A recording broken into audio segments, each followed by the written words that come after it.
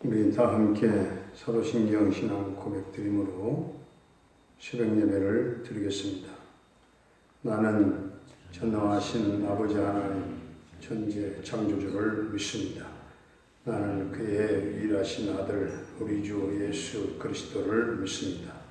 그는 성령으로 잉태돼 동정녀 마리아에게서 나시고 본디오 빌라도에게 고난을 받아 십자가에 못 박혀 죽으시고 장사된 지 사흘 만에 죽은 자 가운데서 다시 살아나셨으며 하늘에 오르시어 전능하신 아버지 하나님 우편에 앉아 계시다가 거기로부터 살아있는 자와 죽은 자를 심판하러 오십니다.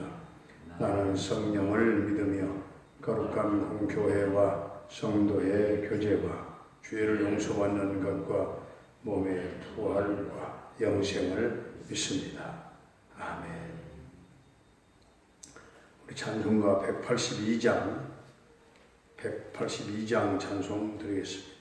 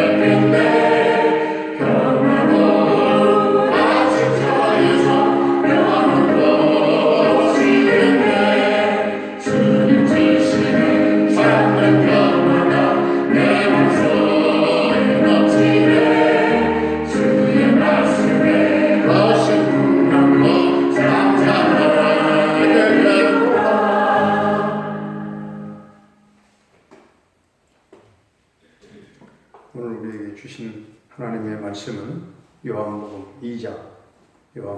2장입니다.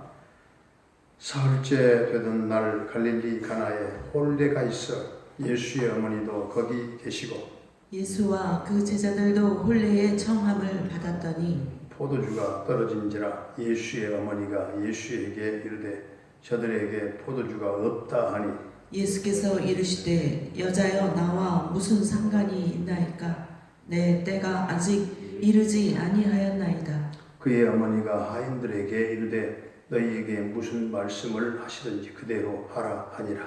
거기에 유대인의 정결 예식을 따라 두세 통 드는 돌 항아리 6이 놓였는지라. 예수께서 그들에게 이르시되 항아리에 물을 채우라 하신즉 아귀까지 채우니 이제는 떠서 연회장에게 갖다 주라 하심에 갖다 주었더니 연회장은 물로 된 포도주를 맛보고도 어디서 났는지 알지 못하되 물을 떠온 하인들은 알더라. 연회장이 신랑을 불러 말하되 사람마다 먼저 좋은 포도주를 내고 취한 후에 낮은 것을 내거늘 그대는 지금까지 좋은 포도주를 두었도다 하니라. 예수께서 이 첫 저걸 갈릴리 가나에서 행하여 그의 영광을 나타내시며 제자들이 그를 믿으니라. 그 후에 예수께서 그 어머니와 형제들과 제자들과 함께 가버나움으로 내려가셨으나 거기에 여러 날 계시지는 아니하시니라. 유대인의 유월절이 가까운지라 예수께서 예루살렘으로 올라가셨더니 성전 안에서 소와 양과 비둘기 파는 사람들과 돈 바꾸는 사람들이 앉아 있는 것을 보시고 노끈으로 채찍을 만드사 양이나 소를 다 성전에서 내쫓으시고 돈 바꾸는 사람들의 돈을 쏟으시며 상을 엎으시고 비둘기 파는 사람들에게 이르시되 이것을 여기서 가져가라. 내 아버지의 집으로 장사하는 집을 만들지 말라 하시니 제자들이 성경 말씀에 주의 전을 사모하는 열심히 나를 삼키리라 한 것을 기억하더라. 이에 유대인들이 대답하여 예수께 말하기를 내가 이런 일을 행하니 무슨 표적을 우리에게 보이겠느냐. 예수께서 대답하여 이르시되 너희가 이 성전을 헐라 내가 사흘 동안에 일으키리라. 유대인들이 이르되 이 성전은 46년 동안에 지었거늘 내가 3일 동안에 일으키겠느냐 하더라. 그러나 예수는 성전된 자기 육체를 가리켜 말씀하신 것이라. 죽은 자 가운데서 살아나신 후에야 제자들이 이 말씀하신 것을 기억하고 성경과 예수께서 하신 말씀을 믿었더라. 유월절에 예수께서 예루살렘에 계시니 많은 사람이 그의 행하시는 표적을 보고 그의 이름을 믿었으나 예수는 그의 몸을 그들에게 의탁하지 아니하셨으니 이는 친히 모든 사람을 아심이요 또 사람에 대하여 누구의 증언도 받으실 필요가 없었으니 이는 그가 친히 사람의 속에 있는 것을 아셨음이니라. 아멘. 할렐루야. 살아계신 하나님, 오늘도 우리와 함께 하실 줄로 믿습니다. 거의 대부분의 복음서들은 예수님의 첫 사역을 주로 회당에서 설교하시면서 병든 사람들을 고치시는 그런 일부터 기록하고 있습니다. 즉 예수님의 공식적인 사역은 설교하는 일, 그리고 병 고치는 치료 사역이었습니다. 그러나 사도 요한은 요한복음을 통해서 자신이 예수님을 개인적으로 만나면서 경험했던 부분이 너무나도 컸기 때문에 사도 요한은 예수님이 하나님의 나라의 복음을 전하시고 또 많은 병자를 고치시는 것보다는 개인적으로 예수님을 아주 가까이에서 봤고 또 체험했던 것을 더 많이 소개하고 있습니다. 이 사도 요한이 증거하는 것은 예수님이 어느 집의 결혼식에 초대되어서 갔을 때와 예루살렘 성전에 올라가셔서 하신 그런 사역 일인데 예수님은 처음 제자들을 모시고 하나님 나라를 전하실 때 이 가족적인 결혼 잔치에 초대를 받고 제자들과 함께 그 결혼 혼례 잔치에 참여를 하게 되었던 것이죠. 그런데 잔치 도중에 포도주가 떨어져서 더 이상 잔치는 계속될 수 없었습니다. 그때 예수님의 모친 마리아가 예수님께 와서 포도주가 없다 하는 사실을 알려줬어요. 그러나 예수님은 그 자리에서 마리아의 부탁을 냉정하게 거절하셨습니다. 예수님께서는 그 어머니 그 마리아를 여자라고 불렀어요. 이것은 너무나도 참 황당한 그런 순간이기도 합니다. 어머니를 모친을 여자요. 아무리 자신을 낳으시고 또한 길러주신 마리아라 하더라도 지금 이 순간부터서는 하나님의 아들로 믿어야 하는 그런 여자였다 하는 것이죠. 예수님께서는 이제부터서는 모든 일을 사람의 다 이 구속과 구원과 연결시켜서 생각을 하시겠다 하는 것을 분명히 선을 긋는 사실 그런 말씀입니다. 예수님이 혼인집에서 포도주가 떨어져서 잔치를 망치게 된 것이 집안의 어떤 위신이나 그리고 어떤 잔치의 어떤 모양새에는 중요한 일일지 몰라도 사람의 영혼을 구원하는 일에는 아무런 상관이 없다 하는 것을 알고 계셨던 것입니다. 그래서 예수님은 내 때가 이르지 아니하였나이다. 이제는 모든 일을 하나님의 아들로서 하겠다 하는 선언이죠. 아마도 마리아는 예수님이 여자여 라고 말할 때 아마 정신이 번쩍 들지 않았겠는가. 예수는 자기의 아들이 아니고 믿어야 할 하나님의 아들이다 하는 것을 순간적으로 깨달았지 않았겠는가. 마리아의 믿음은 순종하는 믿음이었고 또 하나님은 능치 못함이 없다는 것이었습니다. 무엇이든지 그가 말씀하시면 하면 되는 것이었습니다. 아무 상관이 없는 일이라 할지라도 믿음으로 주님께 가지고 나왔을 때 얼마든지 주님과 상관이 있는 일이 될 수가 있다 하는 것이죠. 놀라운 것은 하인들은 예수님이 말씀하신 그대로 항아리에 물을 채워가지고 그 물을 연회장에 갖다 줬습니다.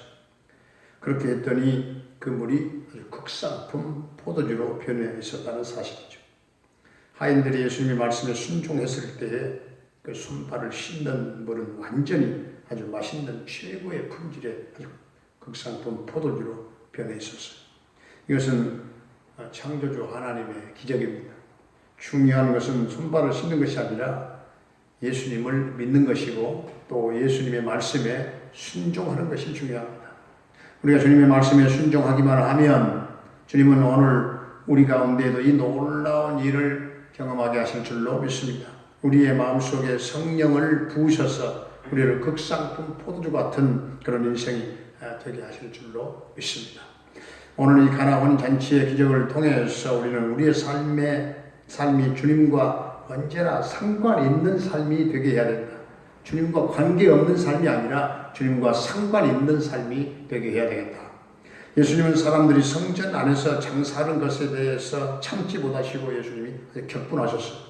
그래서 노끈으로 채찍을 만들어서 짐승들을 성전 뜰에서 다 내어 쫓으시고 장사하는 소굴을 만들려고 하느냐, 돈 바꾸는 사람들의 상을 다 들어 엎으셨어요.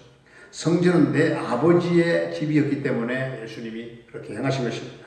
그래서 예수님이 하나님의 아들이다 하는 것을 가장 분명하게 나타내는 사건이었습니다. 어느 누구도 성전에서 이런 일을 하지 못했습니다. 왜냐하면 성전은 너무나도 거룩했기 때문에 다른 사람들은 감히 이렇게 해라 저렇게 해라 겁나라 동나라 하는 말을 할 수가 없었어요. 심지어는 세례 요한조차도 성전에서 이렇게 하지 못했습니다. 그러나 예수님께서 성전 안에서 장사하는 사람들을 내쫓을 수가 있었던 것입니다. 그것은 오직 아버지의 아들이었기 때문에, 하나님의 아들이었기 때문에, 그리고 예수님께서는 자신의 입으로 직접 내 아버지의 집을 장사하는 집으로 만들지 말라 말씀하십니다. 그러나 유대인들은 오히려 예수님에게 표적을 보여주라 이렇게 요구를 했어요. 그러나 표적보다 더 중요한 것은 하나님의 말씀을 듣고 믿는 것이다. 그런데 하나님의 말씀을 믿지 않으면서 표적을 요구하는 것은 하나님을 시험하는 것이다. 지금 예수님께서는 자신을 하나님의 아들로 증거하고 계시는 것이죠. 그들은 성경을 알지만 그것을 믿기를 거부했어요. 또 아는 것은 또 지식이 얼마나 많은지 몰라요. 예수님의 말씀에도 불구하고 유대인들이 그가 하나님의 아들이심을 인정하지 않았을 때 예수님 입에서는 무시무시한 예언의 말씀이 나왔어요. 이스라엘 백성들에게 가장 무서운 예언은 무슨 예언일까요? 성전 파괴에 대한 예언입니다. 성전 파괴. 성전을 다 파괴하리라. 예수님 말씀하신 성전은 눈에 보이는 성전이 아니라 예수님의 몸이었습니다. 예수님의 몸. 그들이 예수님을 십자가에 못 박아 죽일 때 예수님은 다시 사흘 만에 살아나심으로써 참된 성전을 우리 가운데 세우신 것입니다. 여기서 예수님이 가장 중요하게 생각하신 것은 새로운 성전을 짓는 것이 예수님의 관심사입니다. 예수님은 죽으면서 부활하신 후에 망치와 못으로 집 짓는 일을 하지 않으셨어요. 예수님께서 하신 것은 한 공동체를 세우시는 일이었습니다. 예수님을 주라고 고백하는 무리들이 한 다락방에 모여서 기도할 때 그들 위에 성령이 불같이 임했습니다. 성령을 부어주셨어요. 예수님께서는 처음부터 성전을 지으시는데 목적을 두셨지요. 주님께서 원하셨던 성전, 그 성전이 무엇이었습니까? 오늘 예수 믿는 자들로 이루어진 성령의 공동체를 말하는 거예요. 성령이 임하는 공동체, 성령의 기름 부으심의 공동체를 말하는 거예요. 바울 사도는 고린도 전서에서 고린도 교회가 성령이 거하시는 전이라 이렇게 말씀합니다. 너희의 몸 가운데 너희의 몸은 성령이 거하는 하나님의 거룩한 성전인 줄 너희가 알지 못했느냐? 그들은 이방 사람들이요 더러운 사람들이었어요. 그럼에도 불구하고 그들은 그 안에 성령을 모신 사람들이었기 때문에 그들은 거룩한 성전이 되었던 것입니다. 구약의 이스라엘의 그 놀라운 축복이 오늘 신약 교회에 계승되었어요. 그러므로 주님의 십자가 피로 값주시고 세우신 이 성전 안에는 언제나 눈물의 기도만 있어야 됩니다. 오직 주님의 말씀과 순종만이 있어야 됩니다. 여러분의 삶이 성령 안에서 주님과 상관 있는 복된 삶이 될 수 있기를 주의 이름으로 축원합니다. 은혜로우신 우리 아버지 하나님, 잔치집에 포도주가 떨어졌을 때 물이 변하여 국산품 포도주로 변한 주님의 창조가 있었던 것처럼 우리도 우리 하는 일들을 통해서 주님께 순종함으로 말미암아 하는 일들이 나와 다 상관 있는 일들이 되게 하시고 포도주가 떨어지는 그런 어려운 상황 가운데서 무슨 말씀을 하시든지 그대로 하라고 하는 주님의 말씀에 순종하는 그 마리아의 믿음을 우리도 갖게 되기를 원합니다.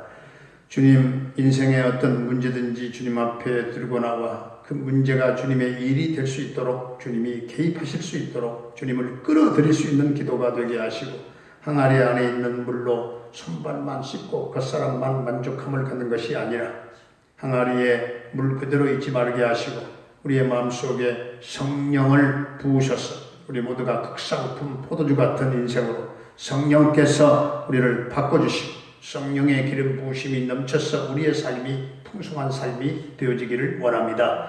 예수님을 구주라고 고백하는 성도들이 모여서 성령의 공동체를 이루게 하여 주시옵시고 오직 이 성전 안에는 눈물의 기도만 있게 하시고 오직 주님의 말씀만 우리 가운데 역사해 주시기를 원합니다.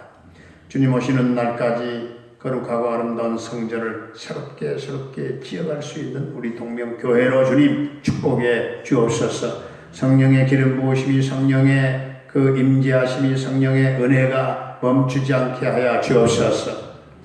오늘도 우리 성도들의 가정과 생업과 직장과 사업장에 하나님 하늘의 복과 지상의 복으로 넘치게 하시고 가정 경제를 축복하시고 이 어려운 코로나 시대에도 사랑하는 성도들의 모든 경제적인 삶을 주님 인도하시고 또한 급속한 회복의 역사가 있게 해 주옵소서. 사랑하는 부모님들의 삶을 아름답게 하시고 향기나게 하시고 남은 일생을 축복하시고 영적인 기쁨으로 넘치게 하시고 평강의 놀라운 은혜를 나려 주옵소서. 우리 모든 자녀들의 앞길을 순풍에 또한 순풍에 돛달듯 평탄케 인도해 주시고 수험생들, 수능생들, 수능시험을 보는 우리 정은주 또한 고3 취업생들 하나님 취업의 문이 열리게 하시고 은주 이 수능시험에 합격의 영광의 노래를 부르게 하여 주옵소서. 아버지여 군대에 가 있는 영준이 한결이 군 생활을 안전하게 지켜주시고 저녁 때까지 생명사계로 감싸주시고 함께 하실 줄로 믿습니다. 캐나다에 살고 있는 정찬석 집사님 그 가족을 지켜주시고 형통 대성케 하시고 평강 승리의 소식이 전해지게 하여 주옵소서. 김경미 목사를 비롯하는 군탁한 단락교회와 모든 선교사님들의 그 선교 사역과 현장마다 성령의 기름 부으심 넘치게 하시고 저들의 사역을 도와주시며 필요한 것들을 공급하시고 막혔던 선교의 문이 활짝 열리게 하여 주시옵소서.